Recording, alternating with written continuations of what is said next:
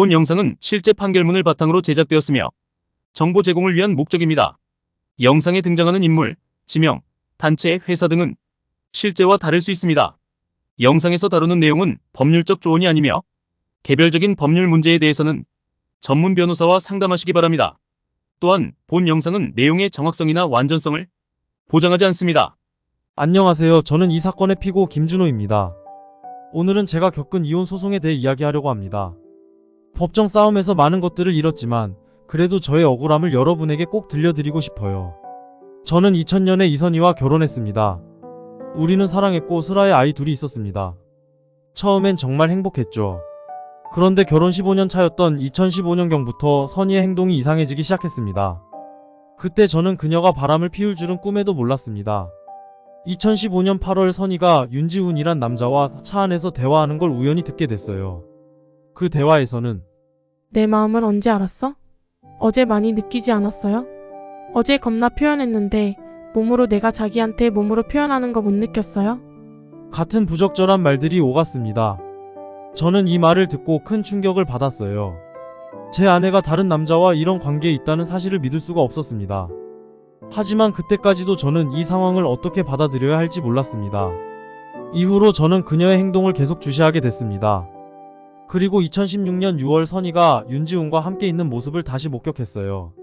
그때도 그녀는 저에게 부정을 했지만 이미 제 마음속에서는 신뢰가 완전히 무너진 상태였습니다. 결국 2016년 7월 2일 아내가 차 안에서 윤지훈과 성관계를 가진 것을 블랙박스 음성 파일을 통해 확인하게 됐습니다. 그걸 듣고 나니 더 이상 그녀와의 결혼 생활을 지속할 수 없었습니다. 그날 이후 선희는 아이들을 데리고 집을 나갔습니다. 저는 아이들과 떨어져 지내야 하는 상황이 너무 힘들었고 이혼을 결심하게 되었어요. 결국 선희는 먼저 저를 상대로 이혼 소송을 제기했고 저는 반소를 제기했습니다. 법정에서 선희는 저에게 5천만 원의 위자료와 11억 원 이상의 재산 분할을 요구했습니다. 양육권은 당연히 자신이 가져가겠다고 주장했어요. 정말 억울했습니다. 제게 혼인 파탄에 주된 책임이 없는데도 선희가 모든 것을 가져가려 하다니요. 재판 과정에서 저는 그녀의 부정행위에 대한 증거를 모두 제출했습니다. 그리고 법원은 선희의 부정행위를 인정했고 위자료로 3천만 원만 지급하라는 판결을 내렸습니다. 그녀가 요구한 것보다 훨씬 적은 금액이었죠. 법원은 그녀의 잘못을 분명히 인정했지만 혼인 파탄 책임이 있다 하더라도 제가 양육권을 가질 수는 없다고 판단했습니다. 이 부분이 저에게 가장 큰 충격이었습니다. 저는 두 아이를 정말 사랑했고 아이들과 함께 살기를 원했습니다. 하지만 법원은 아이들의 친권과 양육권을 선희에게 넘겼습니다. 제가 받을 수 있는 건 그저 면접 교섭권이었죠. 아이들은 선희와 함께 살게 되었고 저는 한 달에 몇 번만 만날 수 있었습니다. 이 결정이 저에겐 정말 가혹하게 느껴졌습니다. 제가 아이들을 키울 능력이 없어서 그런 것도 아니었고 제게 큰 잘못이 있었던 것도 아니었습니다. 그럼에도 불구하고 법원은 아이들의 양육권을 선희에게 주었습니다. 양육비 문제도 있었습니다. 법원은 저에게 2018년 7월부터 2021년 6월까지는 매달 140만원씩 그리고 그 이후로는 70만원씩 양육비를 지급하라고 판결했습니다. 저는 그 책임을 다할 생각이지만 여전히 제 아이들과 떨어져 지내야 한다는 사실은 너무나도 아프고 힘든 일이었습니다.